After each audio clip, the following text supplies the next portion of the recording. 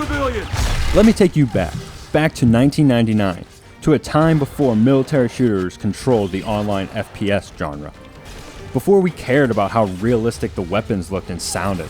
Back when everyone who cared about shooters was playing Unreal Tournament. A little quick history lesson for the kids out there.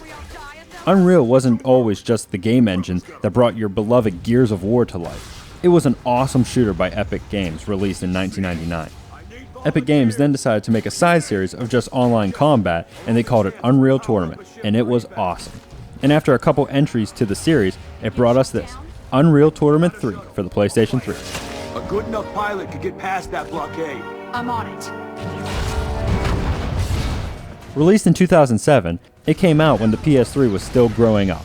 Back then, there were not as many good online shooters on the PS3. There was this and Resistance, and that was it.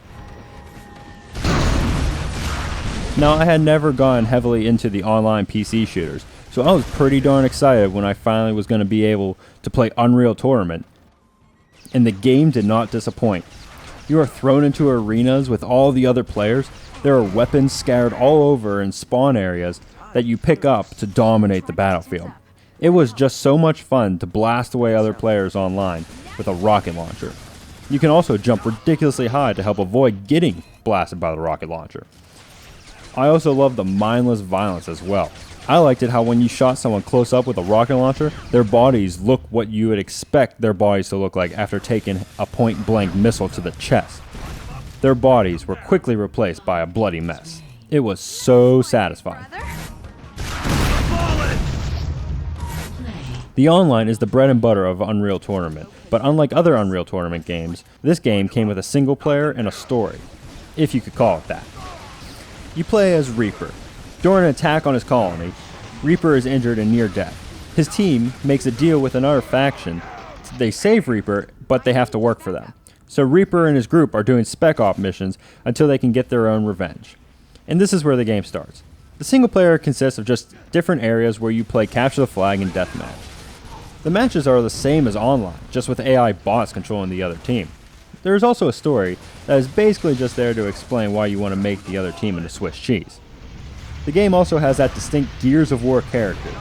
You know what I mean. The kind of characters that look like they got IVs of steroids instead of milk in their school lunches growing up. The characters are larger than life, which for this game works well because the game is larger than life. The game got a short end of the stick. Released only a month before was a little game called Call of Duty 4, you might have heard of it. And after that, Unreal Tournament didn't stand a chance. Call of Duty did its best impression of Patrick Swayze from Roadhouse and took a death grip on the throat of online shooters and has yet to let go. After that, everyone was looking for realism and left Unreal Tournament with its over-the-top characters and gameplay to fade into memory and legend. It really is a disappointment. Let's link together to heal the node. The game is a great time to play, even if the online doesn't have that many players anymore. It is still worth buying to have your friends over for a night of over-the-top arena shooter action.